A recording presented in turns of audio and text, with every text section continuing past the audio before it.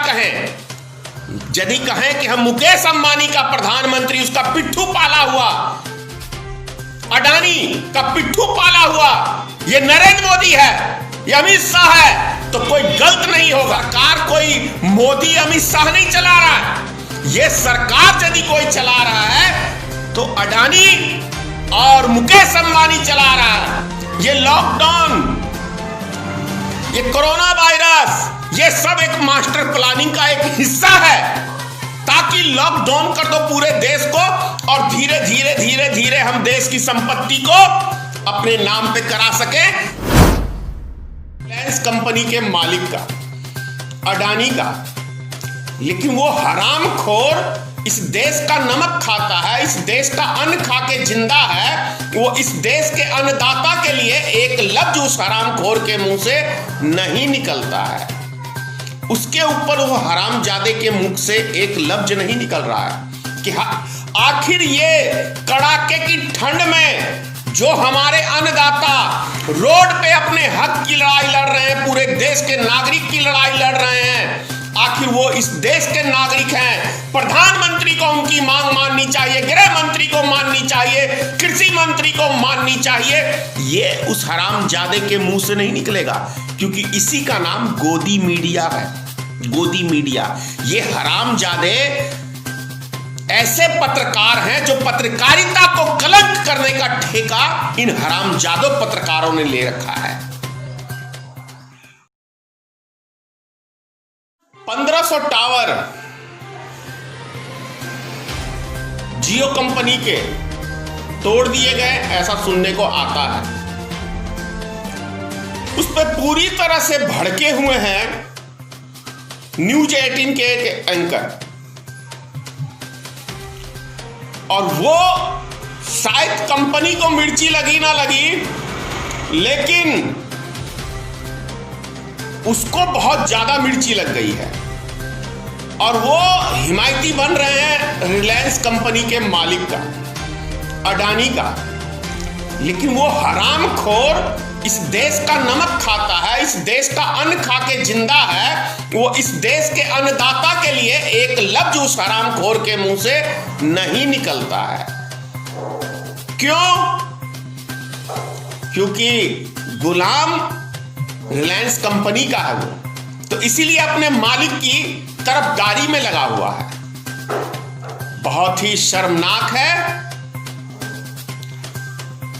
50 से ज्यादा किसान हमारे देश के शहीद हो चुके हैं अपनी हक की लड़ाई लड़ते हुए। उसके ऊपर वो हरामजादे के मुख से एक लफ्ज नहीं निकल रहा है कि आखिर ये कड़ाके की ठंड में जो हमारे अन्नदाता रोड पे अपने हक की लड़ाई लड़ रहे हैं, पूरे देश के नागरिक की लड़ाई लड़ रहे हैं, आखिर वो इस देश के नागरिक हैं। प्रधानमंत्री को उनकी मांग माननी चाहिए, गृह मंत्री को माननी चाहिए, कृषि मंत्री को माननी चाहिए। ये उस हरामजादे के मुंह से नहीं निकलेगा, क्योंकि इसी का नाम गोदी मीडिया है। गोदी मीडिया, ये हरामजादे ऐसे पत्रकार हैं जो पत्रकारिता को कलंक करने का ठेका इन हरामजादों पत्रकारों ने ले रखा है। समझने की बात है कि पूरा देश लॉकडाउन है और इस लॉकडाउन के अंदर भारत का क्या कहें? यदि कहें कि हम मुकेश अंबानी का प्रधानमंत्री, उसका पिट्ठू पाला हुआ, अडानी का पिट्ठू पाला हुआ ये नरेंद्र मोदी है, ये अमित शाह है, तो कोई गलत नहीं होगा। ये उसके दो पिट्ठू हैं। जो चीज 2017 के अंदर गोदामें बनना चालू हो गया, तो मालिक को पता है कि 2020 में हमारा ये क्या कहते हैं गोदाम बन के तैयार हो जाएगा, तब हम कानून पास कराएंगे। यानी कि ये सरकार कोई मोदी अमित शाह नहीं चला रहा है। ये सरकार यदि कोई चला रहा है तो अडानी और मुकेश अंबानी चला रहा है। इससे स्पष्ट पता चलता है कि 2017 में ही ये लोग ने गोदाम बनाना चालू कर दिया था, अनाज का भंडारण। तो यानी कि दिमाग में था कि मुझे कब क्या कराना है। ये लॉकडाउन, ये कोरोना वायरस, ये सब एक मास्टर प्लानिंग का एक हिस्सा है, ताकि लॉकडाउन कर दो पूरे देश को और धीरे धीरे धीरे धीरे हम देश की संपत्ति को अपने नाम पे करा सके। जो भारत पेट्रोलियम चलता है उस पे रिलायंस पेट्रोलियम नाम रहेगा, जो भारत रेलवे चलता है उस पे अडानी नाम रहेगा, जो एयरपोर्ट पे भारतीय एयरपोर्ट लिखा जाता है उसके ऊपर अडानी, जैसे भी गुजरात में देखने को भी मिला। तो देश दो व्यक्तियों का, मात्र दो व्यक्तियों का हो सकता है क्या? भारत देश क्या सिर्फ दो व्यक्तियों का है, अडानी का और मुकेश अंबानी का? इसी की जय जयकार ये अंधभक्त गोबर भक्त करते हैं।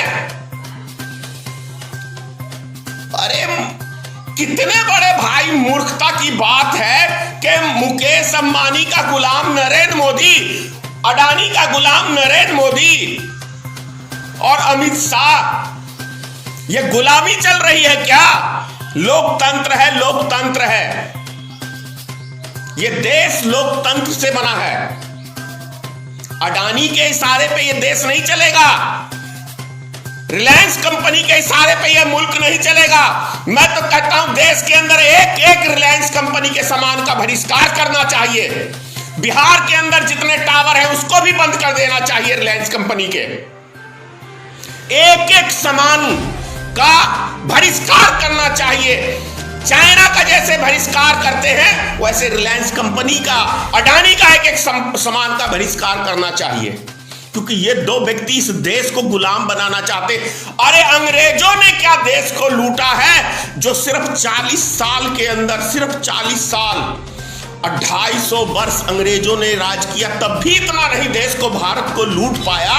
लेकिन रिलायंस कंपनी और ये अडानी 10-15 साल का पुराना कंपनी या 20 साल का आज पूरे भारत देश के ऊपर छा गया है, एक एक संपत्ति के ऊपर भारत का कब्जा कर लिया है। क्या हमारे देश के नागरिकों को क्या हो गया है? अरे अंधभक्तों, कुछ तो बुद्धि लगाओ कि आखिर ये देश जा कहां रहा है? क्या हम रिलायंस कंपनी के गुलाम बनने वाले हैं? क्या हम अडानी के गुलाम बनने वाले हैं? इसी को कहते हो कि मोदी है तो मुमकिन है। ये मोदी सोदी कुछ नहीं है।